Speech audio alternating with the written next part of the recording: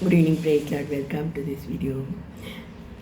இந்த ஊருக்கு நான் 1984 ஊழியக்காரியாக தான் வந்தேன் அப்படின்னு நான் சொன்னேன்.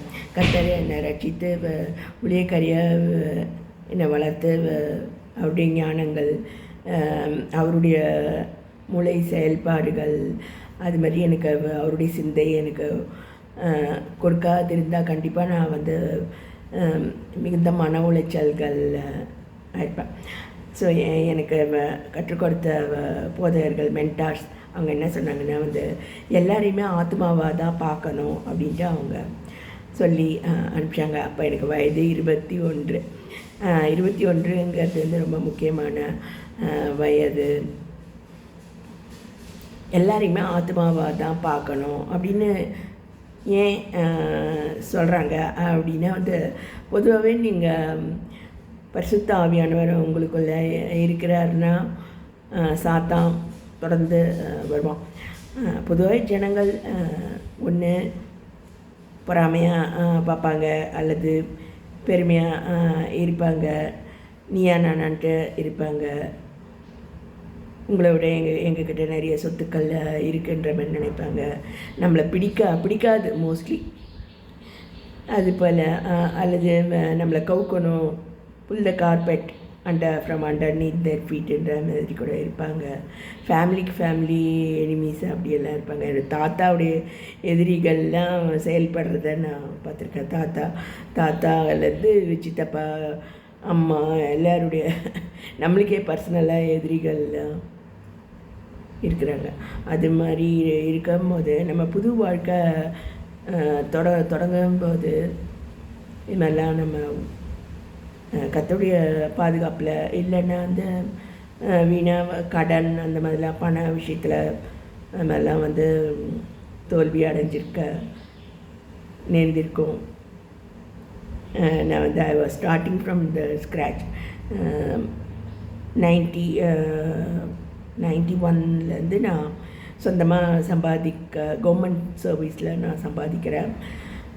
ஸோ அதுலேருந்து என்னுடைய வீட்டை நானே கட்டி, அது போல் கர்த்தருடைய அருளினால் அவருடைய வார்த்தையின்படி இந்த சொத்துக்கள் எனக்கு கிடச்சிருக்கு. பொதுவாக உலகத்தில் வந்து நம்ம வளர்ந்து வரக்கூடிய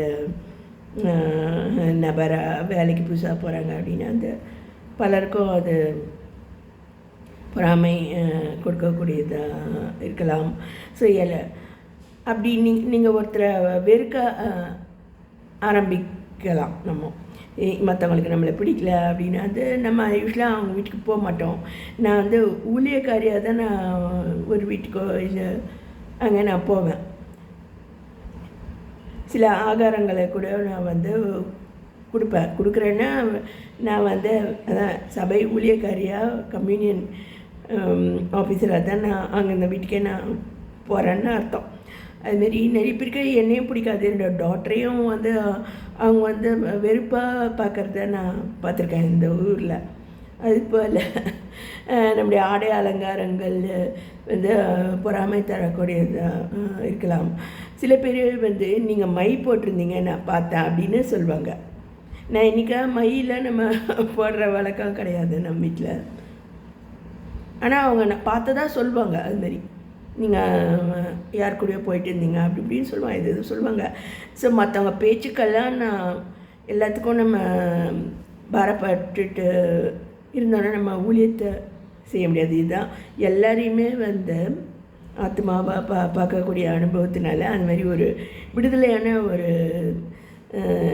கிடச்சிது. எல்லாருக்கும் அது புரியறது இல்லை. அதுமாரி பாவத்தில் ஜீவிக்கிறவங்க பொதுவாக அப்படி இல்லை.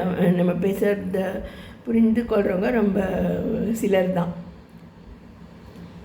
ஷேர் பண்ண விரும்புகிறேன்.